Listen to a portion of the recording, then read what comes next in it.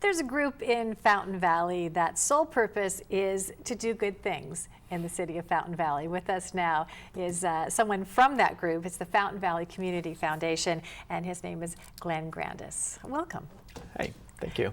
Nice to have you here. Oh, what is the mission for your group? What are you trying to accomplish when you get together and decide what you're going to do? Well, the Fountain Valley Community Foundation is the nonprofit arm of our city, and what we try to do is support the city's various events for the community, as well as raise funds for all nonprofits in our city.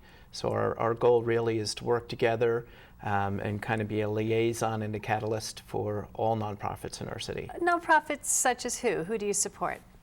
Predominantly, we support the schools, the local schools, either the PTAs or PTOs for the elementary and middle schools, as well as all the different clubs and sports teams and theater groups and the Royal Regiment, and all nonprofits are all clubs on campus at Fountain Valley High School. So how do you go about getting money from people to continue this organization?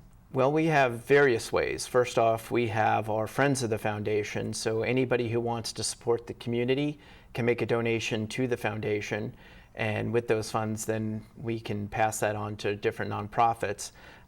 We also host a number of different events. So the big ones are the 5K Fun Run, and we allow all the nonprofits in our community to have runners in this race, or walkers, or people take dogs or baby carriages. Mm-hmm. And 100% of the registration money goes to the nonprofit that the person who's running selects.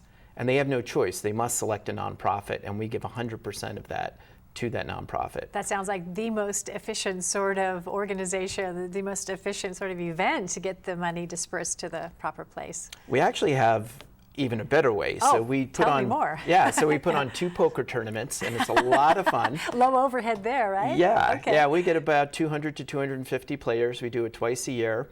You don't even need sneakers for that, so that's really great. Or sunscreen Exactly. or a hat or anything. True, and it's a lot of beginners, so it's always a lot of fun.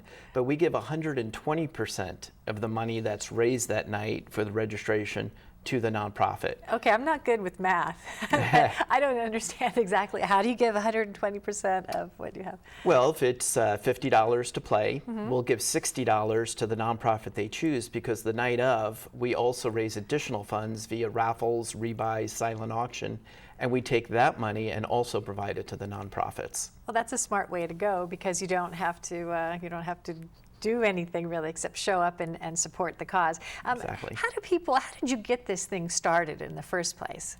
Well, when we started, we basically all sat, the original founders, which I am one of the founders, founding directors, we sat around a table and we were, what do we do now? And we had some general ideas of what we wanted, but we basically came up with articles of incorporation, and after a year of kind of figuring out what we wanted to do, we then went forward from there. So, a lot of people are at a point in their life where they're thinking, I have a little extra time and I would like to do something where I can really see that I've made a difference. I can see the benefits of my time that I donate and volunteer.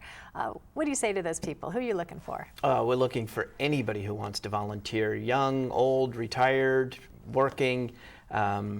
We have our meetings, we call it the Friends of the Foundation, the third Thursday of every month over at the Senior Center at 7 p.m. And anybody who wants to volunteer or contribute to the community, they just have to show up. We have a list of events that we have going on, and they can volunteer as little or as much as they like. So you can find something that's really a good fit. It sounds like Sure. a good way to reconnect or connect with your community, your friends, right within your neighborhood, playmates. Yeah, absolutely. So a lot of the folks there are neighbors or have been in the community for a long time, and there's a lot of fun outside the group too, so they do other activities as well. So it's a good, fun group to join. Yeah, fun, close to home. Let's talk about some of the specific projects that you have worked on over the years.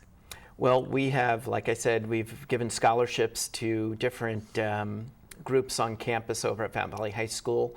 The cheer team needed additional mats. We were able to provide some funds for that. We provide money for the senior programs. There's the Senior Olympics, and we have paid for busing to get some of the seniors to the Senior Olympics. Gosh, we have so many programs. We provided meals for seniors over at the Senior Center.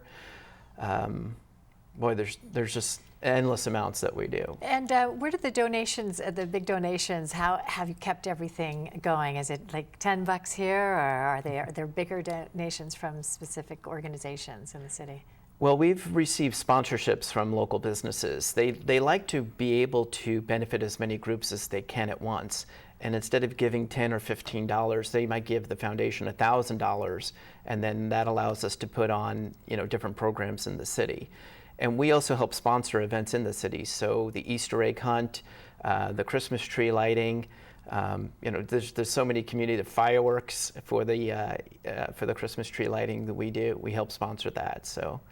When you look back over the years and you think of what you've accomplished in the foundation, what makes you feel best about the fact that you made this happen and that you're continuing to keep it going? Well, I think it originally wasn't set up to help the other nonprofits in the city. And I think that's the thing I'm most proud of, because we're not just helping the city, itself, the actual city. City Hall, we're helping all the residents of the community. And that's what I'm proudest of, because it's so hard for, especially the clubs on campus, to raise funds, and we try to help them any way we can. So we're helping so many, literally thousands of people. So often, too, when you donate money, you're not sure where it's going. So many organizations have really high administrative fees, or it's just too big an institution and you really can't see the effects. And this, it sounds like it all stays right within your community. Yeah, that's very true. We try to benefit any program that benefits residents of the city. And you're right, there's very little overhead. Our expenses are next to none. We're all volunteers.